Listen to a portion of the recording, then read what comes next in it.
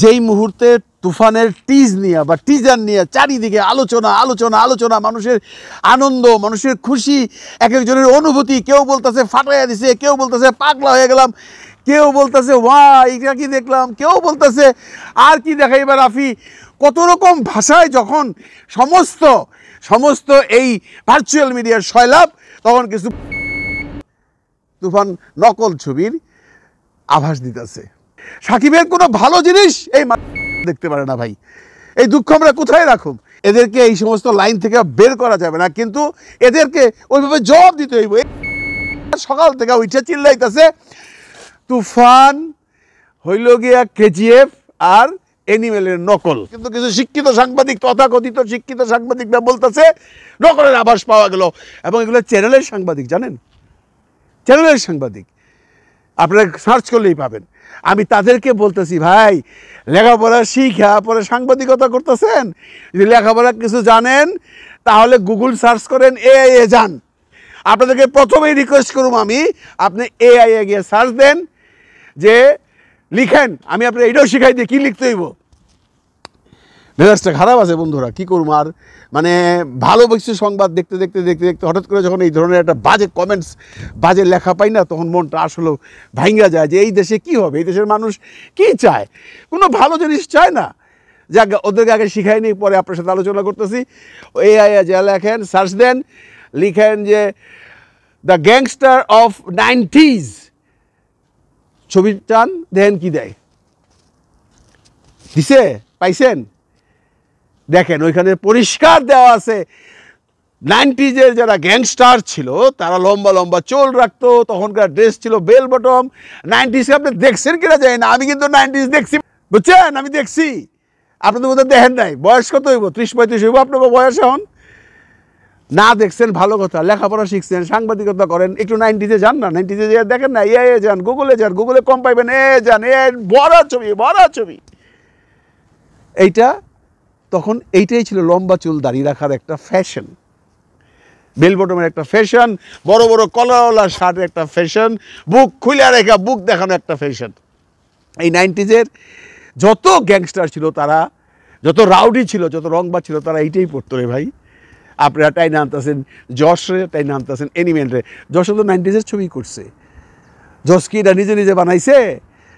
জজও কোথাও থেকে দেখে বানিয়েছে। আপনারা হলিউডের 90s সিনেমা যান, হলিউডের 90s এই সমস্ত গ্যাংস্টারের সিনেমা দেখেন, দেখে পরে বলেন এ কী রে ভাই, ঘুমের থেকে এটা শুরু করছেন, এটা যশের থেকে নিছে, এটা অ্যানিমেল থেকে নিছে, এটা কেন বলেন? আপনারা কিছু শিখেন নাই? সারা জীবন পৃথিবীতে যত সিনেমা হবে 90s গ্যাংস্টার নিয়ে, তাদের ড্রেস এমনই থাকবে, তাদের গেট আপ এমনই থাকবে, তাদের লম্বা লম্বা চুল থাকবে, তাদের মুখে দাড়ি থাকবে।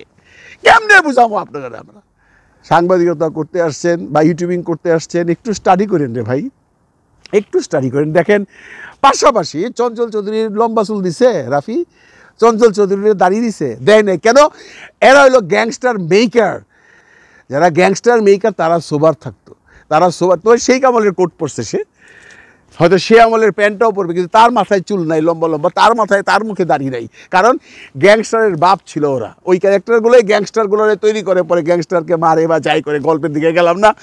তার তো নাই দাড়ি, অন্য কারো তো দাড়ি নাই, মেইন যে গ্যাংস্টার তারটাই ছিল। সেইটা নিয়ে আপনারা একটার পর একটা ভিডিও বানাইতেছেন। এই বুঝে গেল দেশের সম্মান গেল, আমরা ভারতীয় ছবি বর্জন করছি, আমরা ভারতীয় সব কিছু দেখতে চাই না, এই ভারতের সমস্ত স্মেল নিয়ে রাখি, এটা বানাইতেছে। আরে ভাই, আপনার দেশে যদি শাকিব খান একটা যশের মতো সুপারহিট ছবি দিতে পারে, ইয়ার যে সিনেমাটা করছে কেজিএফ, আপনার প্রবলেমটা কোথায়? ওকে কেজিএফের নকল করছে? আপনি গল্প জানেন? ওকে কেজিএফের নকল করবো? ওকে ও বহুত ভালো ডাইরেক্টর, ও কোনো কিছু নকল করবো না। ও যা ইতিহাস বলে, ইতিহাস যা লেখা আছে বইয়ে পত্রে, সেইগুলো দিয়ে সিনেমা বানাবে।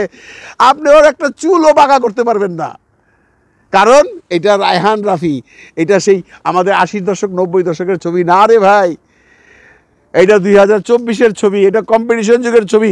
আপনাকে বলতেছি, যিনি এই সমস্ত সমালোচনা করতেছেন, যারা করতেছে তাদেরকে বলতেছি, আপনারা এখান থেকে বাংলা ডায়লগগুলো কেটে দেন, বাংলা ডায়লগগুলো মিউট করে দিয়া হিন্দি ডায়লগ দেন।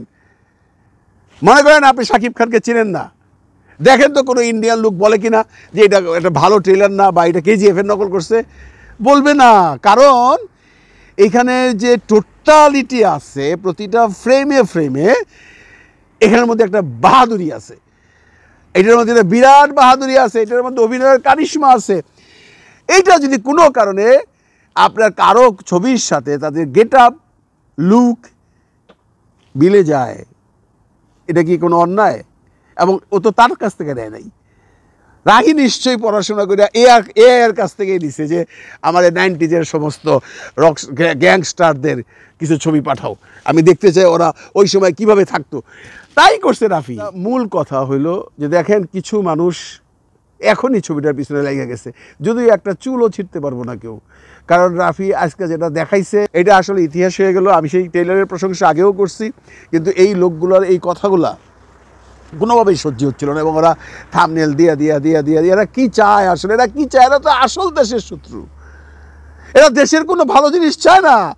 এরা কেজিএফ দিকে লাফায়, এরা এনিমেল দিকে লাফায়, এরা এনিমেল দিয়ে ভূয়সী প্রশংসা করে। কারণ যখন এনিমেলে ওই গেট আপটা দিল তখন তো তোরা কেউ কইলি না রে ভাই যে এইটা কোনো গেট আপ হইলো, এটা তো যশের কাছ থেকে নিছেন আপনি।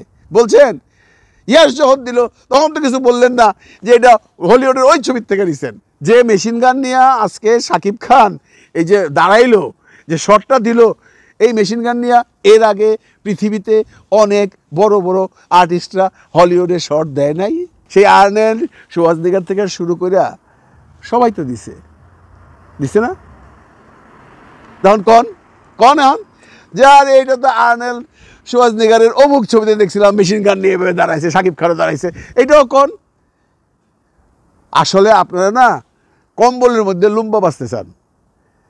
আরে ভাই প্রাউড হন। এই ট্রেলার দেখার পরে প্রাউড হওয়া উচিত যে বাংলাদেশেও একজন এরকম মেকার আছে, বাংলাদেশেও একজন এরকম আর্টিস্ট আছে, বাংলাদেশেও ওই হাইপের সিনেমা হয় যে হাইপ ভারতের পুষ্পা, কেজিএফ বা যে কোনো স্ট্যান্ডার্ডের সাথে মিলাইতে পারে। আপনি স্বীকার করেন না করেন, আপনি ইন্ডিয়ান যারা ইউটিউব করে তাদের কাছে জিজ্ঞাসা করে, তাদের ব্লগগুলো দেখেন, তারা কীভাবে বসে প্রশংসা করতেছে, তারা ওই দেশের লোক হয়েও। আমি এমনও ব্লগ দেখছি বলতেছে কই আমাদের কি বলে জিৎ বা আমাদের দেব তো এরকম একটা কিছু করতে পারলো না, শাকিব খান আজকে যেটা দেখাইলো দেখেন যে ওরা ওই দেশের লোকেরা। যদিও ক্ষমা চেয়ে বলতেছে যে আমি দেশের মানুষের বদনাম করতেছি না, আমি আমার দেশকে ভালোবাসি, কিন্তু আজকে শাকিব খান যেটা দেখাইছে এটা আমাদের জিৎ দেব দেখাইতে পারে নাই। আছে, চাইলে আমার ইনবক্সে চাইয়েন, আমি আপনার দিয়ে দেবো না লিঙ্ক, বা লিঙ্ক আমি নিচে দিয়ে দিতেছি। আর আপনারা দেশে বইয়া খুঁজতেছেন কেজিএফ, খুঁজতেছেন এনিমেল। ছি, আপনাদের লজ্জা হওয়া উচিত। প্রশংসা করতে পারেন না, প্রশংসায় কৃপণতা আছে, বসে থাকেন। সেই আপনি তো আবার যে সিনেমা হলে যে মাইক্রোফোন নিয়ে দাঁড়ায় থাকবেন, মানুষের জিজ্ঞাসা করবেন যে ভাই কেমন দেখলেন, নিত্য তো টাকাতে সিনেমা দেখবেন না একটাও, বয়ে থাকবেন কবে প্রডিউসার বা প্রযোজনা সংস্থা আপনারা এসে বলবো যে চলো তোমাদেরকে সিনেমা দেখাবো, তখন যাইবেন। আর এখন থেকে শুরু করে দিচ্ছেন না এই সমস্ত ইউটিউব ব্লগ করে পপুলারিটি নিচ্ছেন, পাইবেন না। সাকিবিয়ানরা যদি একবার এই আপনাদের এই চ্যানেল দেখা যদি বন্ধ করে দেয়, হুগাইয়া যাবেন গা, এটা মনে রেখেন।